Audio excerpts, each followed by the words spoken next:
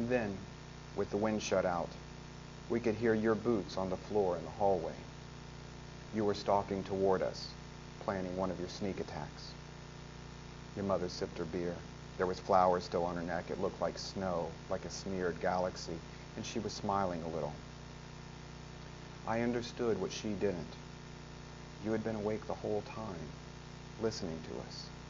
You already knew about the Cayman, about the flimsy, hopeful story I'd tell, about everything else. The only surprise left was that I did believe they could still find that little girl. I thought her uncle might prove everyone wrong. Maybe he cooked her favorite meals, played her favorite movies. Maybe he never touched her. Maybe such extravagant, misguided love was still possible.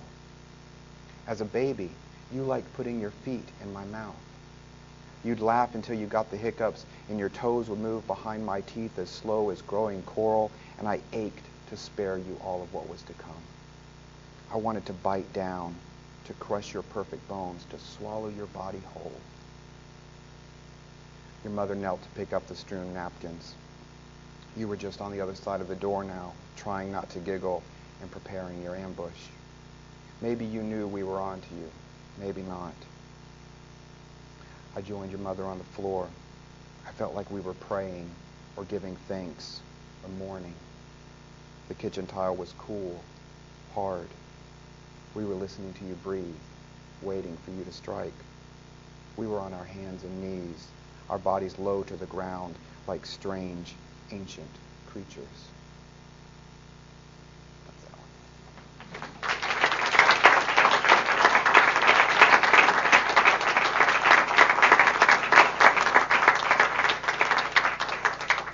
Thank y'all. Okay, so that unfortunately went a lot quicker than I thought. I'll read another very, very short story. This is a really new story. One of the things that I love is cover songs. I like hearing when a musician or a band takes a song that already exists and plays it in a different way. It makes me hear the original song in a way that I hadn't before, and it always makes me want to go back and listen to that original song. There's a really famous story that some of you may have read over the years, or you certainly will read it. It's a story called Girl by Jamaica Kincaid, and it's a very short story, and it's basically a stream of consciousness narrative with a mother giving advice to her daughter, and some of the advice is beautiful and perfect, and some of it is very, very questionable. And I've read this story countless times, and I've always wondered what a father would say to a son, what kind of stream of consciousness narrative would go through a father's head giving advice to his son. So I've done a cover song version of Jamaica Kincaid's Girl. It is, not surprisingly, called Boy. I think that's all you need to know. So, Boy. Twist your fist when you connect and you'll tear the other man's skin. Aim for the bridge of his nose, his throat. If there's something heavy to swing, a pipe or a board, pick it up before he does and you can lay him out. Drive a truck with a manual transmission. Carry a knife. Sharpen the blade on wet stone. When buying cedar for a fence, look for knots and warps in the wood.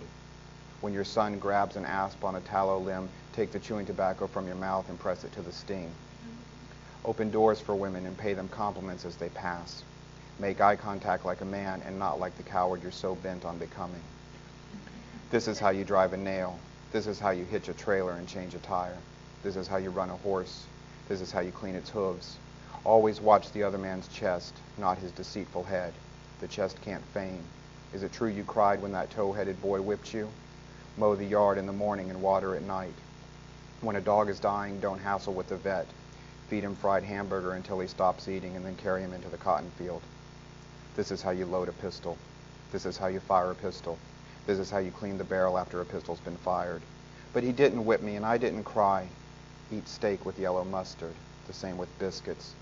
This is how you walk with a woman. This is how you make jambalaya. This is how you check Freon in an air conditioner. This is how you hang a door and blow in an acoustic ceiling and cheat at cards and pawn your tools. Join the Army, then the Coast Guard, then the Navy, and try to avoid becoming the coward you're so hell-bent on becoming. Then take the civil service job on the base and look for overtime. Carry cash, the bills facing forward. Tuck in your shirts. Never pay that much for a shirt again, boy. The night before garbage day, drive your truck through the Ocean Drive neighborhoods, scouting what others have thrown out that you can still use. Never throw out anything anyone else can use. Know the difference between good and good enough. Never settle. When you do settle, never complain. This is how you fold a flag. This is how you tie a bowline. This is how you pick a lock. Keep a card in your wallet listing her dress size and her birthday and your anniversary. Carve with the blade away from your body. Turn off the lights when you leave a room. This is how you stop a leak with a piece of bread. This is how you quiet a floor with talcum powder. Before buying the truck you want, tell the owner you're after a car and he'll drop the price. Wear your hair short. You're not a girl, you know. Wear black steel-toed boots. Always keep your voice low, especially when you're angry. Make the other man lean forward to hear and then crack his deceitful head with yours.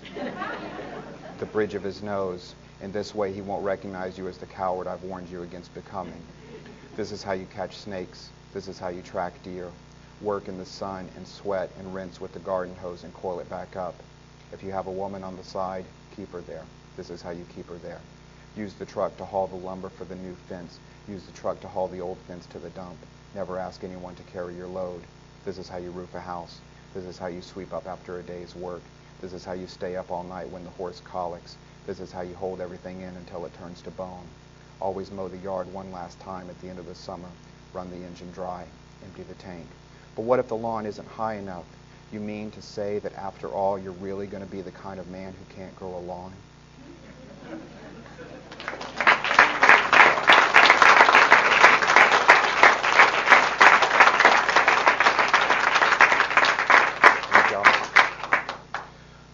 Once again, faster than I anticipated. We are really running out of things to read.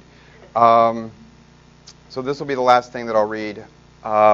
This seems appropriate to me given that we're being hosted by the American Book Review, which, it gives all these wonderful book reviews, all of these essays on writing, on teaching, on anything that has to do with literature.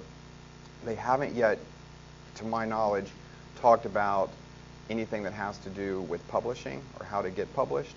So I thought I would try to address that need here. This is called On Rejection, or Dear Author, After Careful Consideration.